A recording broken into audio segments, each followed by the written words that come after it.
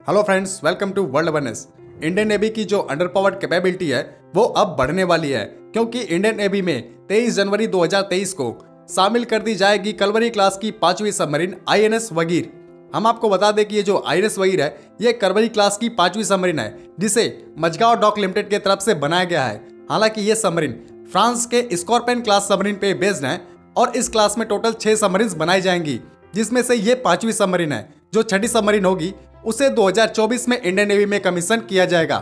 इस आईएनएस वगीर को Indian navy में 2 फरवरी 2022 को ही इंडक्ट कर दिया गया था और ये अपने सी ट्रायल पे थी, लेकिन अब इसे जल्द ही इंडियन नेवी में कमीशन कर दिया जाएगा और इंडियन नेवी में इसे कमीशन कर देने से इंडियन नेवी की जो अंडर पावर्ड कैपेबिलिटी है वो बहुत बढ़ जाएगी।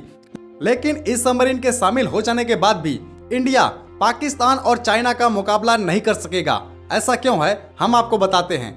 अभी इंडियन नेवी में टोटल 18 सबमरीन एक्टिव हैं। वहीं पे अगर हम पाकिस्तानी नेवी की बात करें तो पाकिस्तानी नेवी के पास अभी मात्र 5 सबमरीन ही एक्टिव हैं, जो अगस्ता बी क्लास की सबमरीन्स है और ये सबमरीन्स काफी पुरानी हैं। लेकिन अभी आपको पता होगा कि पाकिस्तान ने चाइना के साथ 8 सबमरीन की डील की है और ये चाइना की हंगूर क्लास की सबमरीन है, जिन्हें पाकिस्तान में मैन्युफैक्चर करना भी स्टार्ट कर दिया गया है और इन सबमरीन को 2030 तक पाकिस्तानी नेवी को डिलीवर कर दिया जाएगा। और डिलीवर हो जाने के बाद पाकिस्तान के पास टोटल 13 सबमरीन्स एक्टिव हो जाएंगी। वहीं पे अगर हम भारत की सबमरीन्स की बात करें तो जो भारत के पास 18 सबमरीन्स हैं उसमें से 5 सबमरीन हमें 2030 तक रिटायर कर देना है और जब ये 5 सबमरीन रिटायर हो जाएंगी तो भारत के पास भी 13 सबमरीन ही बचेंगे। आप सोच रहे होंगे कि हो सकता है भारत नई सबमरीन्स को इंडक्ट करे, लेकिन हम आपको बता दें कि अभी सिर्फ प्रोजेक्ट 75 को चलाया जा रहा है, जिसमें इस करवली क्लास की 6 सबमरीन ही इंडियन नेवी में शामिल की जाएंगी।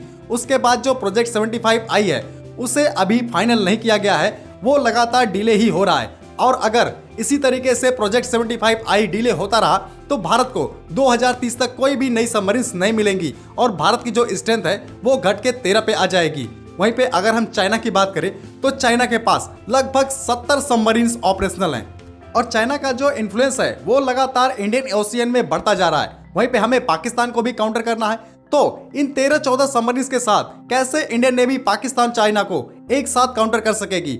और ये बात हमारे नेवी चीफ भी कह चुके हैं कि हमें पाकिस्तान और चाइना को एक साथ काउंटर करने के लिए कम से कम 30 सबमरीन की जरूरत है। तो अब देखने वाली बात है कि आगे हमारी गवर्नमेंट सबमरीन के लिए क्या करती है।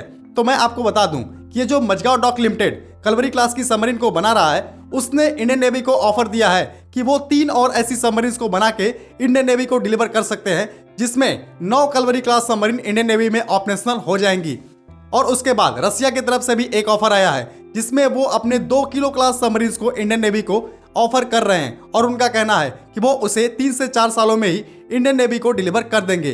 तो अगर ये 5 सबमरीन इंडियन नेवी को मिल जाती है तो इंडियन नेवी अपनी 18 से 20 तक की संख्या को बनाए रख सकती है, जो काफी ज्यादा हेल्पफुल होगी पाकिस्तान और चाइना को एक साथ काउंटर करने के लिए।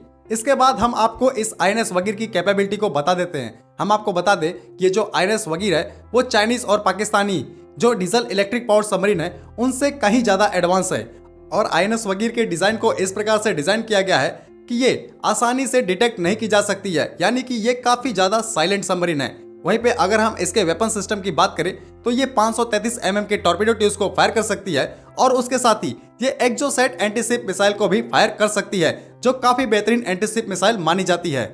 अगर हम इसके क्रू मेंबर्स की बात करें तो इसके क्रू मेंबर्स में 8 ऑफिसर्स और 35 सेलर्स शामिल हैं। अगर हम इसके एंड्योरेंस की बात करें तो इसका एंड्योरेंस 15 डेज यानी 50 दिनों तक है, यानी ये सबमरीन एक बार में 50 दिनों तक समुद्र में आसानी से ऑपरेट कर सकती है। वहीं पे इस सबमरीन की अगर रेंज की बात करें तो इसकी रेंज 6500 नॉटिकल माइल्स यानी लगभग 12,000 किलोमीटर की है। अगर इसके स्पीड की बात करें तो सरफेस पे इसकी top speed 20 kilometre per hour और सबमर्ज की स्थिति में यानी पानी के अंदर इसकी top speed 37 kilometre per hour की है।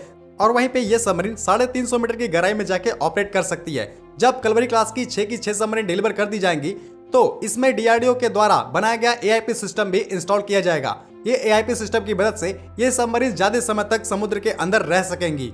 ओवरऑल कुल मिला के देखें तो ये सबमरीन काफी ज्यादा एडवांस है और इनमें काफी अच्छे वेपन्स का यूज किया गया है, जो पाकिस्तान चाइना के लिए किसी झटके से कम नहीं है। तो आज की वीडियो को मैं यहीं खत्म करता हूँ। जय हिंद।